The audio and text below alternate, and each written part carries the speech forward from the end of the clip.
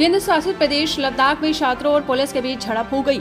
लद्दाख को पूर्ण राज्य का दर्जा दिए जाने और संविधान की 6ठी अनुसूची में शामिल किए जाने की मांग को लेकर सोनम वांगचुक भूख हड़ताल पर हैं। सोनम वांगचुक के समर्थन में बड़ी संख्या में छात्र सड़कों पर उतर आए हैं। इसी बीच प्रदर्शनकारियों के पुलिस से झड़प हो गई। पुलिस पर पथराव किया गया, सीआरपीएफ की गाड़ी भी फूंक दी गई। इस दौरान प्रदर्शनकारियों ने बीजेपी के दफ्तर के बाहर प्रदर्शन किया। बीजेपी के दफ्तर में आग लगा दी गई। प्रदर्शनकारियों ने कई वाहनों में आग लगाई, साथ ही अन्य सार्वजनिक संपत्तियों को फूंक डाला। पुलिस एक तरफ भीड़ को तितर बितर करने के लिए आंसू गैस के गोले दाग रही थी और लाठीचार्ज कर रही थी, जबकि प्रदर्शनकारी पुलिस पर पथराव कर रहे थे।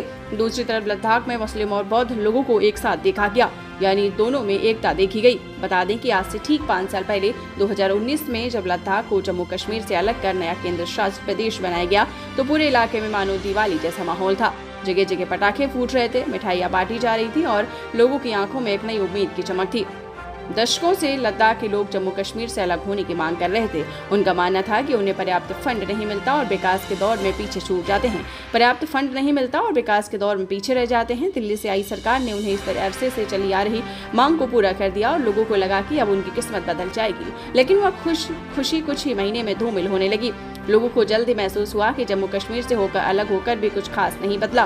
केंद्र शासित प्रदेश लद्दाख को पूर्ण राज्य का दर्जा देने की मांग को लेकर लेह में हिंसक प्रदर्शन हुआ। छात्रों की पुलिस और सुरक्षा बलों से झड़प हुई, जिसमें 4 लोगों की अब तक मौत हो चुकी है। 70 से ज्यादा लोग घायल बताए जा रहे हैं। पूरे लद्दाख में बस का आयोजन है। दिलचस्प बात यह है कि आमतौर पर अलग लाइन लेने वाले कारगिल और लेह के बीच गजब की एकता दिख रही है। कारगिल में शिया मुसलमानों की बहुलता है। इसके अलावा लेह को बौद्ध कैपिटल माना जाता है, लेकिन इस बार दोनों तरफ के लोग साथ साथ हैं और उन्होंने राज्य का दर्जा देने की मांग के लिए लेह कारगिल डेमोक्रेटिक अलायंस नाम से एक संगठन भी बनाया है और इसी के बैनर पर ये मांग की जा रही है। स्थानीय लोगों का कहना है कि 3 साल में केंद्र सरकार के डायरेक्ट शासन के खिलाफ लगातार विरोध बढ़ रहा था।